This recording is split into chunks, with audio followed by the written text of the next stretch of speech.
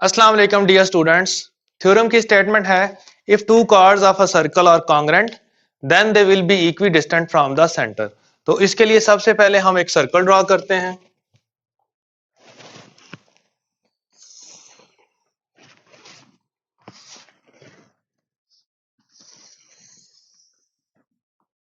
और इसके दो कार्ड्स ड्रॉ करते हैं जिनकी लेंथ इक्वल हो। तो कार्ड ड्रॉ करने के लिए यहां पर हम पॉइंट एक ले लेते हैं, पॉइंट ए। इसका एक खास लेंथ ले लेते हैं, से इसकी लेंथ इस पॉइंट बी तक है और बी पॉइंट हम इस सर्कल के ऊपर यहां पर ले लेते हैं। तो यहां पर हमने पॉइंट बी ले लिया। अब जितना फासला ए से लेके बी तक है इतनी ही लेंथ का एक और कार्ड लेते हैं। से ये पॉइंट हमारे पास इस सर्कल के ऊपर सी है, तो सी से उतना ही हमने फासला लेना है। तो सी पर कंपास रखकर हम यहां तक पॉइंट ले लेंगे। इस पॉइंट को हम पॉइंट डी कह लेंगे। इस फिगर को रफली भी बना सकते हैं, लेकिन अगर आप एक्यूरेट बनाते हैं तो ज्यादा अच्छी बात है। अब क्योंकि दो कार्ड्स का जिक्र था तो हमने एक कार्ड ए बी ले लिया। तो ए और बी को आपस में मिलाने से हमें फर्स्ट कार्ड मिलेगा। तो हमने ए और बी को मिला लिया, तो ये कार्ड ए बी आ गया। इसकी लेंथ इक्वल है दूसरे कार्ड के जो कि सी डी है। और इस सर्कल के सेंटर को हम ओ ले लेते हैं। और स्टेटमेंट के मुताबिक हम यहां पर लिखेंगे सबसे पहले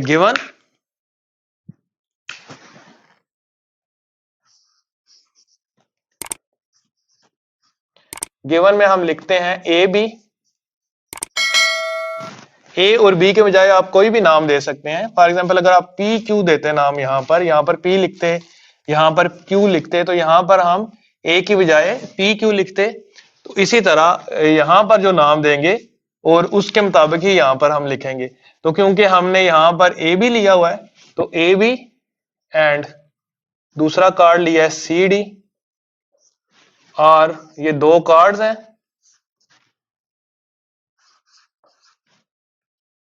दो कॉन्ग्रेंट कार्ड है।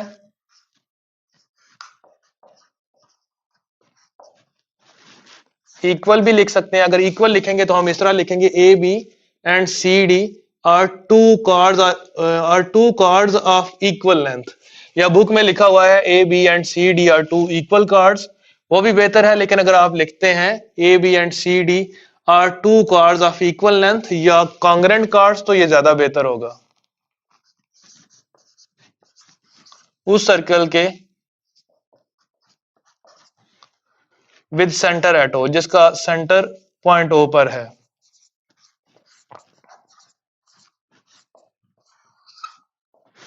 अब हमने शो ये करना है कि ए बी का फासला इस सेंटर ओ से और सी डी का फासला इस सेंटर ओ से ये इक्वल है, यानी कि ये दोनों कार्ड्स इक्वी डिस्टेंट है फ्रॉम सेंटर ओ से। और ये कौन सा फासला होगा?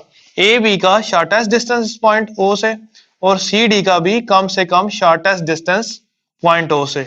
और हम जानते हैं शॉर्टेस्ट डिस्टेंस किसी भी पॉइंट का किसी भी लाइन से परपेंडिकुलर डिस्टेंस होता है। सो हम यहां पर लिखते हैं सो दैट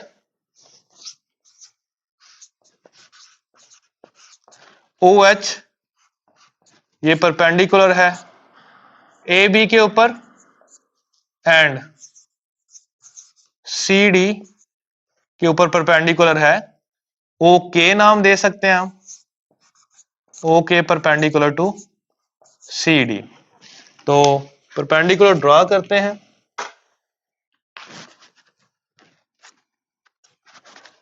पॉइंट ओ से ए बी के ऊपर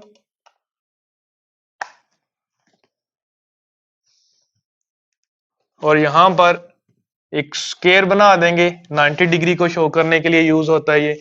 इसी तरह सी डी के ऊपर हमने परपेंडिकुलर लगाना है, तो उसके लिए भी हम पॉइंट ओ को सी डी से मिला देंगे और यहां पर भी हम स्क्वायर ड्रॉ करेंगे। अच्छा, हमने ओ से लेके इस ए बी तक जो हमने परपेंडिकुलर ड्रॉ किया है इसको ओ एच का नाम देते हैं। इसी तरह सी डी के ऊपर जो परपेंडिकुलर ड्रॉ किया इसको ओ के का नाम देते हैं। उसके बाद हम टू प्रूव लिखते हैं टू प्रूव में हमने ये करना है,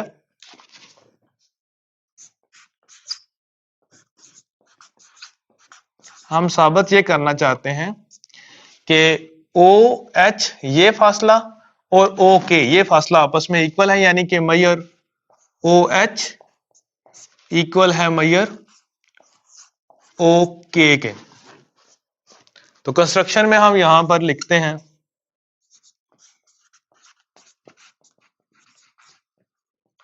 कंस्ट्रक्शन में हम ओ को ज्वाइन करते हैं ए के साथ, ज्वाइन ओ विद ए, इसी तरह ज्वाइन करते हैं हम ओ विद बी। ओ को ए के साथ ज्वाइन करते हैं और ओ को ए के साथ और ओ को सी के साथ ज्वाइन करेंगे। तो क्योंकि ये हम कंस्ट्रक्शन कर रहे हैं और कंस्ट्रक्शन को हम डॉटेड लाइन से शो करते हैं, तो सो यहां पर हम डॉटेड लाइन लगाएंगे। ओ को ए से ज्वाइन कर लिया, इसी तरह ओ को सी से ज्वाइन कर लेंगे। तो इस तरह हमारे पास दो राइट ट्राइंगल्स आ जाएंगी। तो यहां पर हम लिखते हैं सो दैट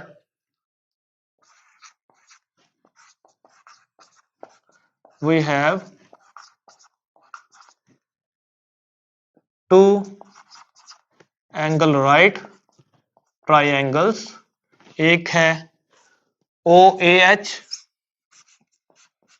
एंड दूसरी है ओ सी के। अब हम प्रूव करने जा रहे हैं, तो सबसे पहले हम यहां पर लिखेंगे प्रूफ। प्रूफ में दो चीजें होती हैं, स्टेटमेंट्स और रीजंस। स्टेटमेंट्स लिखते हैं और उसकी रीजन लिखते हैं यहां पर। सबसे पहले ओ एच ये लाइन जो है ये परपेंडिकुलर है ए बी के ऊपर, तो इसका मतलब है ओ एच बाइसेक्ट्स करेगा, ये दो बराबर हिस्सों में तकसीम करेगा कार्ड ए बी को,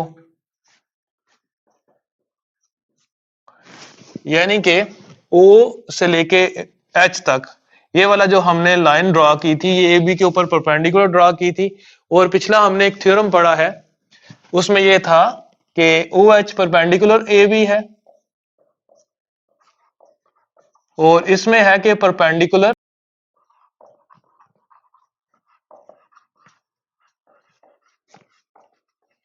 of a circle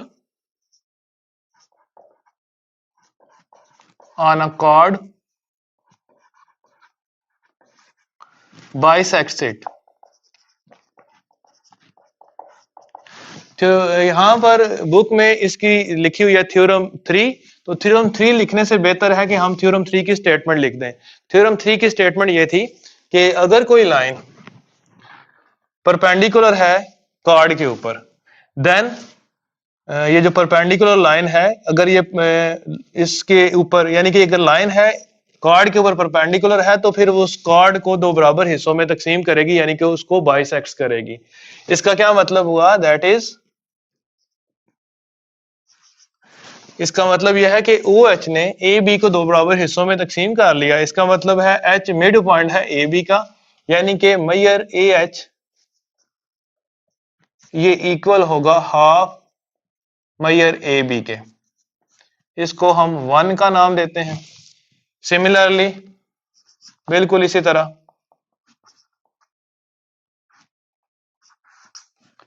O H, बल्कि ओ एच हमने लिख लिया अभी, ओ के है, ओ के बाइसेक्ट्स कॉर्ड सी डी। ओ के जो है ओ के भी परपेंडिकुलर है कार्ड के ऊपर, तो इसमें भी ओ के बाइसेक्ट करेगा सी डी को। इसकी भी रीजन यही है कि ओ के क्योंकि परपेंडिकुलर है सी डी के ऊपर, और हम रीजन इसकी ये लिखेंगे perpendicular from the centre of a circle on a card bisects it, यानी कि सर्कल के सेंटर से किसी कार्ड के ऊपर परपेंडिकुलर उस कार्ड को दो बराबर हिस्सों में तकसीम करता है। तो ये कार्ड के ऊपर परपेंडिकुलर था इस सर्कल के, तो इस कार्ड को दो बराबर हिस्सों यानी कि सी के और के डी में डिवाइड करेगा, यानी कि के मिड पॉइंट है सी डी का। तो यहां पर भी बिल्कुल उसी तरह जिस तरह ऊपर लिखा था इसी तरह मैयर सी से लेके के तक का फासला ये हाफ है मैयर सी डी से, इसको हम 2 का नाम दे लेते हैं। लेकिन यहां पर हम कह चुके हुए हैं A B and C D are two congruent chords. Congruent का मतलब ये होता है कि दो कार्ड्स जिनकी लेंथ इक्वल हो। तो यहां पर हम लिखते हैं but A B mayor A B is equal to mayor C D. ये कॉन्ग्रेंट थे यानी कि इनकी लेंथ इक्वल थी। तो ये रीजन थी इसकी गिवन में, इसको हम 3 का नाम दे लेंगे। अब देखें ए बी और सी डी बराबर है, सो हाफ ए बी और हाफ सी डी भी बराबर होंगे। तो हाफ ए बी और हाफ सी डी बराबर हैं, सो मैयर ए एच ये इक्वल होगा मैयर सी के। तो रीजन लिखेंगे यूजिंग, हमने यूज किया 1 2 एंड 3 को।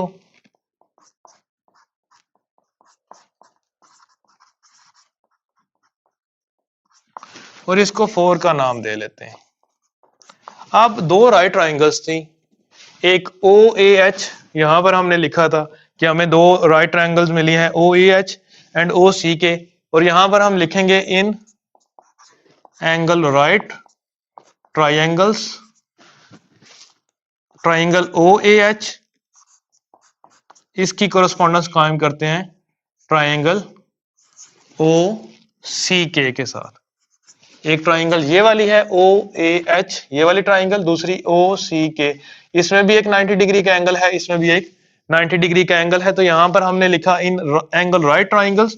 तो वजह क्या थी, क्योंकि ओ एच परपेंडिकुलर था ए बी के ऊपर एंड सी डी के ऊपर परपेंडिकुलर था ओ के,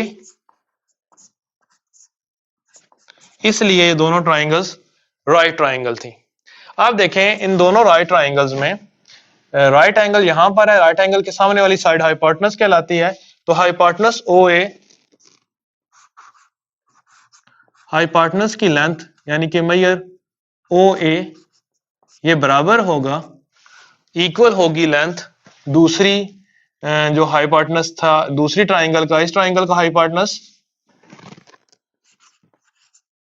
जो कि मैयर ओ सी है। उसकी वजह यह है कि ये दोनों हाइपोटेनस जो है इस ट्राइंगल का और इस ट्राइंगल का ये एक ही सर्कल के सेंटर, एक ही सर्कल के रेडियस है। तो यहां पर हम रीजन लिखेंगे radii of the same circle.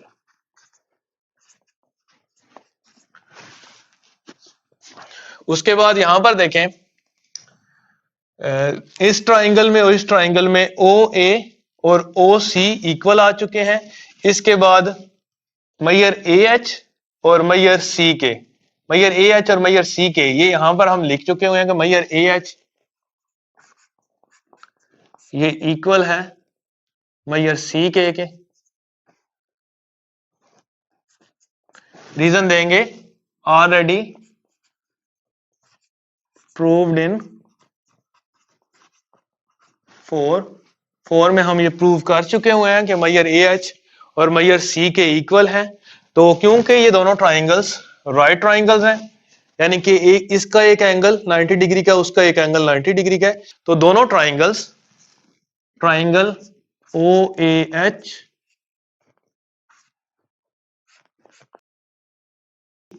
Congruent होगी ट्राइंगल ओ सी के, यानी कि ट्राइंगल ओ ए एच ये कॉन्ग्रेंट है ट्राइंगल ओ सी के। और यहां पर लिखेंगे हाइपोटेनस साइड पोस्टुलेट, यानी कि अगर एक राइट ट्राइंगल है उसका हाइपोटेनस और एक साइड इक्वल हो तो वो दोनों ट्राइंगल्स कॉन्ग्रेंट होंगी।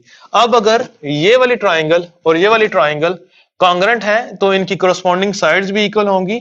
सो इसका मतलब है ओ से लेके एच तक का फासला और ओ से लेके के तक का फासला मैयर ओ एच। सो मैयर ओ एच ये इक्वल होगा मैयर ओ के। यहां पर हम लिखेंगे कोरस्पॉन्डिंग साइड्स, बुक में ये नहीं लिखा हुआ है लेकिन ये लिखना बेहतर है, corresponding sides of congruent triangles.